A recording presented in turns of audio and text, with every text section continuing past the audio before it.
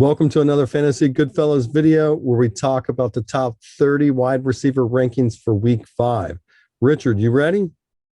Week 5's here. The Fantasy Goodfellas. Boom, boom, boom. Rolling on the field.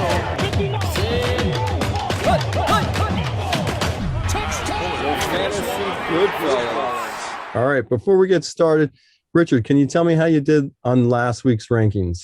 Last week, if we take out Monroe St. Brown, who didn't play, Keenan Allen, who didn't play, Michael Thomas, who didn't play, we hit on 16 of the 27 remaining receivers, which is okay. The receiving landscape has been wild. Stefon Diggs, Michael Pittman, Jaylen Waddle, Amari Cooper, Deontay Johnson, Christian Kirk, Drake London, just to name a few, didn't make the top 30. We definitely expect to improve. All right, we better improve. All right, before we get started, let me just explain what you should expect in this week's video. Richard's going to give his rankings. We're going to use our stat machine to see if you agree or disagree and to help you with your own lineups. All right, Richard, line them up. Number 1, Cooper Kupp, home against Dallas. Talk about a super high floor. I mean, Cooper Kupp's floor is higher than, than the ceiling for a lot of players. He had 19 targets on Monday night, 19 targets. And number 2, Stefon Diggs, home against Pittsburgh. Stefon Diggs didn't make the top 30 in week 4, but, we know Josh Allen's amazing. Stefon Diggs is still going to get his targets, and Pittsburgh's right now in disarray. And number 3, Tyreek Hill at the New York Jets. Tua, Bridgewater, it doesn't matter. Tyreek Hill is going to get behind defenses. All you have to do is throw the ball. Tyreek Hill has been a fantasy monster so far this season. And number 4, Justin Jefferson, home against Chicago. Justin Jefferson showed up in week 4. I expect the trend to continue. And number 5, Davante Adams at KC. This is a great matchup.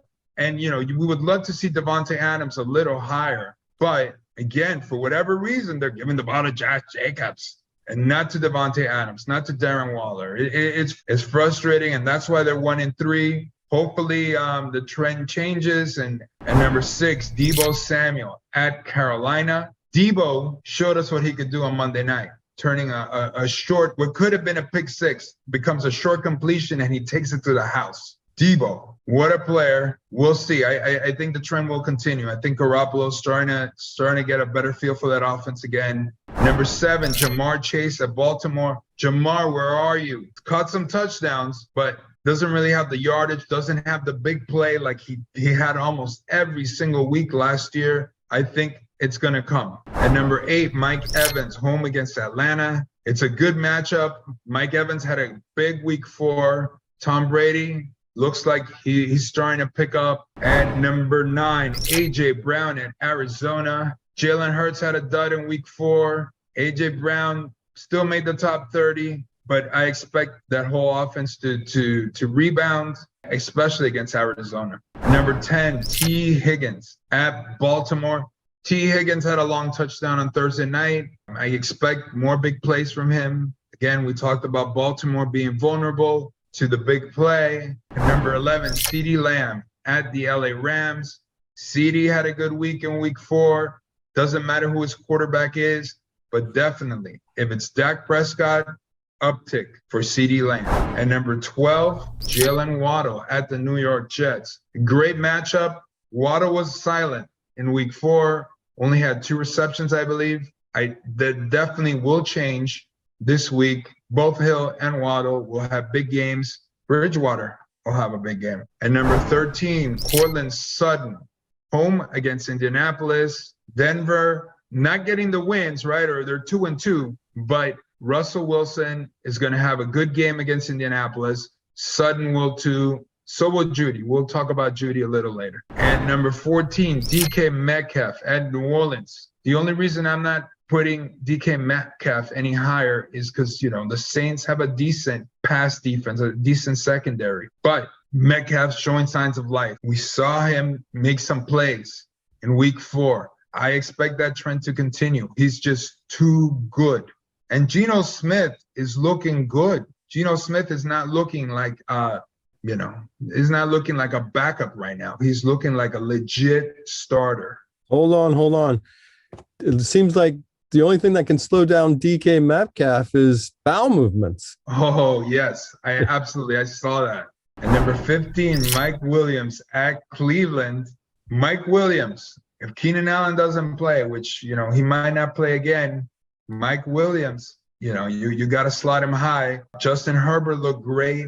Yes, he threw a lot to Eckler, but Mike Williams also caught some balls, touchdown. Trend will continue. At number 16, Christian Kirk home against Houston. Christian Kirk shut down by Philadelphia, but the Texans will not shut him down. Trevor Lawrence will rebound, and Kirk will lead all receivers for Jacksonville, of course. And number 17, Chris Olave home against Seattle. Seattle, some people, their secondary is pretty good. I don't know. The whole defense not looking good.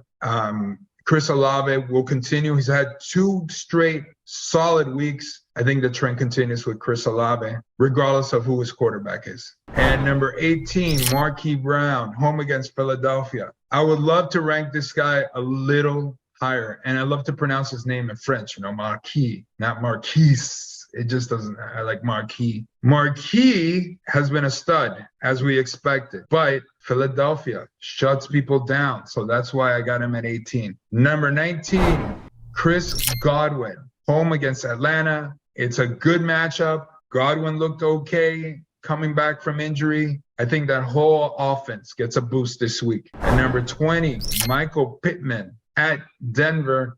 Pittman coming back from injury, didn't have a great week 4. I think he'll rebound week 5. He's a talent. He is a good player. And number 21, Amon-Ra St. Brown. We expect him to be back. He'll be at New England. And like I said, that Detroit offense leads the league in points scored. They're lighting it up. If he does play, he's probably going to be much higher than 21. But for now, this is where we ranked him based on potential lack of availability. Number 22, Jerry Jeudy, home against Indianapolis. Jerry Jeudy, just like Courtland Sutton, will have a good game against Indianapolis. I think Russell Wilson will sling it. Melvin Gordon is also going to catch a lot of balls out of the backfield. And number 23, Allen Lazard, home against the Giants. What can you say about Lazard other than he's familiar with Aaron Rodgers? Aaron Rodgers likes to pass him the ball. He had a good week 4. He's healthy now. I think he'll continue to be one of the top receivers for the Packers. And number 24, Brandin Cooks at Jacksonville. Brandin Cooks, the big playmaker, did make the top 30 on week 4. We'll see if the trend continues. And number 25, Terry McLaurin, home against Tennessee. Scary Terry is a big playmaker, great receivers. Carson Wentz has been inconsistent. That Commanders team doesn't look very good, but Terry will be fine. And number 26, Amari Cooper, home against the Chargers. Cooper, great route runner. Brissett is his problem, but I think he'll do just enough. Plus, they have to keep up with Justin Herbert. And number 27, Mac Hollins at Kansas City. The reason I'm putting Mac Hollins in here is because I don't expect Renfro to play again, and they're going to need everybody. All hands on deck against Kansas City. So I expect a big game from Devontae Adams, Mac Hollins, and Darren Waller. And number 28, Curtis Samuel, home against Tennessee. We just talked about Washington, their inconsistencies, but Tennessee's not the best defense. And I think Carson Wentz and that whole offense will rebound.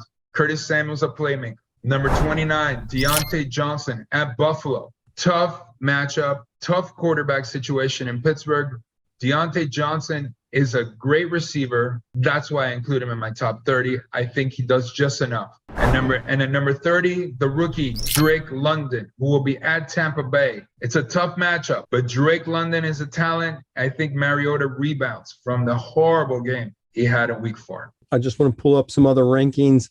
It looks like the back half is really some other rankings don't have any of your players. You got Jeudy, Lazard, Hollins, Samuel, and Johnson. Some other rankings don't even list them. Thoughts? As I always say, potato, potato. I'm going with a combination of players that are hot players with potential or players that get a lot of targets. All right. Well, thanks for coming on here and sharing your top 30 wide receiver rankings for week 5. My pleasure. Stay with it, guys. The fantasy good fellas. rolling on the field. The fantasy good fellas.